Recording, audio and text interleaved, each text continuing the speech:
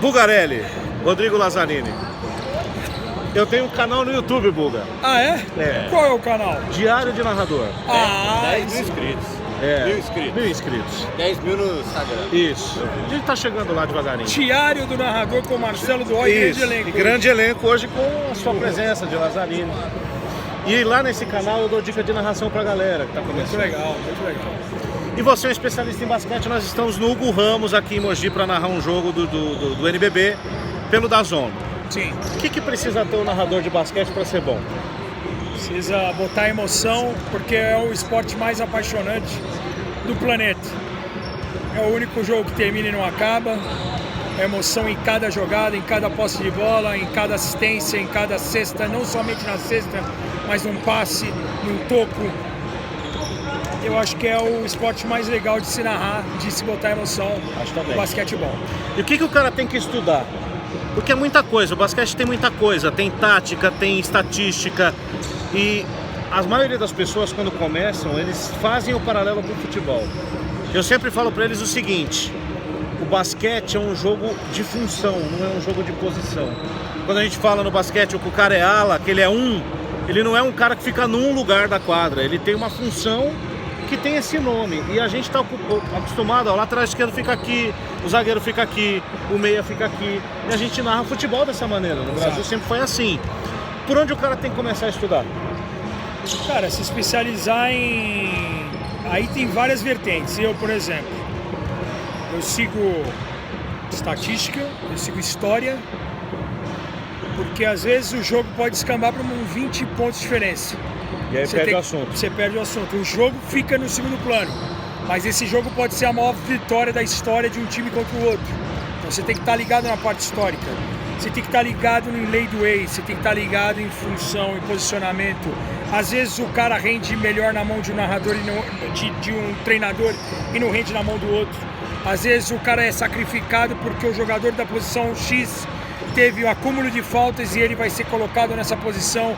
E essa versatilidade você tem que estar por dentro do cara é capaz de fazer mais do que uma função. E hoje em dia o basquete requer isso. Então acho que são várias opções. Eu, por exemplo, eu sigo individualmente as equipes, individualmente os jogadores. Eu entro num site de estatísticas avançadas chamado Sinergia. Sinergia, muito bom. Eu entro parte histórica de cada jogador. Porque às vezes o cara amadureceu, o cara mudou o estilo, às vezes o cara começa como... Vou dar um exemplo do Fulvio hoje.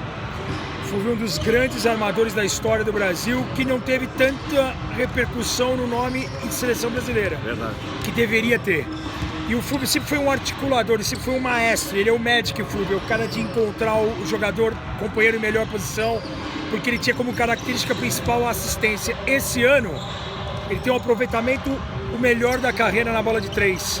Então tem confiança, tem espaço, às vezes paga um arremesso do cara, ele mata 1, mata 2 e ele começa a adquirir uma nova função no final da carreira. Isso acontece no futebol, às vezes que o cara começa de volante, o cara vai jogar de zagueiro, o cara começa de meia direita. Dario Pereira chegou no São Paulo com a camisa 10, jogou de quarto zagueiro. Verdade.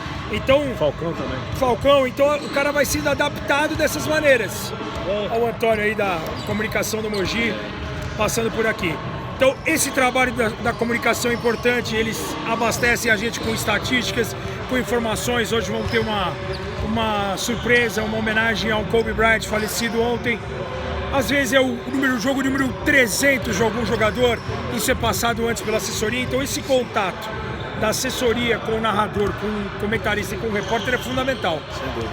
Eu faço o meu dever de casa. Tem gente que pede para a assessoria já meio que abastecer algo meio que pronto. Eu costumo fazer por mim mesmo, para não depender de ninguém. Isso. Marcelo é um cara que é assim. A maioria dos narradores hoje trabalha dessa maneira, cada um por si, justamente para não depender dos outros. Eu acho que isso também é uma informação legal a passar para os seus fãs aí. É isso. Lazzarini, Diga-me. como repórter, como é que você se prepara para uma transmissão de um jogo desse? Acho que eu pego muita coisa do que o Buga falou. A gente analisa também o jogo na vertente histórica e na vertente de confrontos, né? A gente tem uma preparação de antes de conversar com a assessoria, de ver quem está disponível para o jogo, quem está machucado, como que os dois times estão se portando no campeonato. São aquelas informações pontuais E acho que uma coisa que eu aprendi também, sendo um pouco de repórter, é não olhar somente dentro da quadra, mas você olha tudo que está acontecendo no ginásio. Você olha um torcedor, você olha a movimentação de um banco. Então, num pedido de tempo, eu tenho que ficar ali atrás do banco para ouvir, para passar uma informação para o telespectador que não está tendo a oportunidade de ouvir o técnico. Eu consigo passar essa informação do que será feito. Então é muito do extra-quadra também, né, Bruno? O jogo hoje é diferente por quê? Porque o Lazzarini está aqui e nós estamos no ginásio.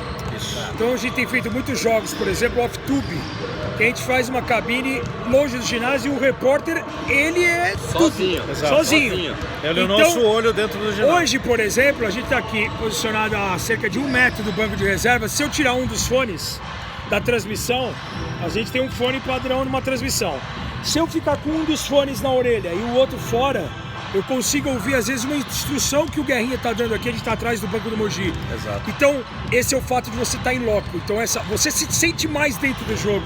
Você consegue participar e não depender somente do repórter.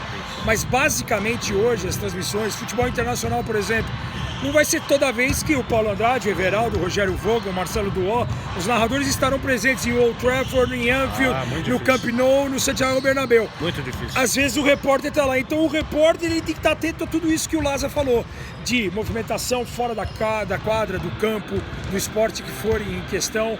Então é um trabalho ainda mais importante do repórter. Hoje a gente faz uma coisa meio junta mesmo. A transmissão é mais dinâmica. Ele está aqui próximo da gente, mas se der um aperto ele vai lá e vê o que aconteceu na mesa, por que parou o relógio, por que a luz apagou, por que o jogo parou, por que o técnico, o instant replay está aqui do lado, por que o técnico do basquete cearense parou 2 vezes o jogo em 1 minuto e meio, o que ele está cobrando para parar de novo o jogo na sequência. Então eu acho que isso é legal e às vezes aqui é no olhar. Movimentação de mão do Marcelo, Bulga, Laza, e aí a gente vai... Essa é a vantagem de estar todos em loco, fora o fato de você botar uma emoção, você se sente muito mais dentro do jogo, isso não tem discussão. Sem dúvida. E aí eu acho que pra gente fechar da nossa parte, é importante demais prestar atenção no que esses caras falam durante uma transmissão. Hoje, depois, comecei a narrar basquete em 2007 no Terra e depois nós trabalhamos juntos no Esportes Plus durante 3 anos e foi um intensivão de basquete muito importante. Que Euroliga, NBA, 2, 3, 4 transmissões por semana, você começa a entender um pouco dos movimentos, do que é uma marcação alta, do que não é, o que é um poste alto, um poste baixo, o que é um post-up, o que é um Eurostep, são jargões que se você já de cara, sem estar familiarizado com o esporte, tentar botar numa transmissão, ou vai ficar forçado ou você vai falar a coisa errada na hora errada e vai... pagar de burro, essa que é a grande verdade. Menos é mais. Menos é sempre. mais. Isso sempre. Narre o que você está vendo e aquilo que talvez o cara que está assistindo não esteja vendo, você direciona o olhar do cara para isso, como a gente sempre fala. Então tá aqui um papo rápido, bacana, já que a gente está aqui, para dividir com vocês um pouco de como é nosso dia a dia, a nossa preparação, para você que está começando, para você que quer começar aqui no nosso diário. Valeu, Buga. Beijão, Marcelo, parabéns a todos aí, sigam o Marcelo Duó, Diário de um Narrador. Beijão, Lázaro.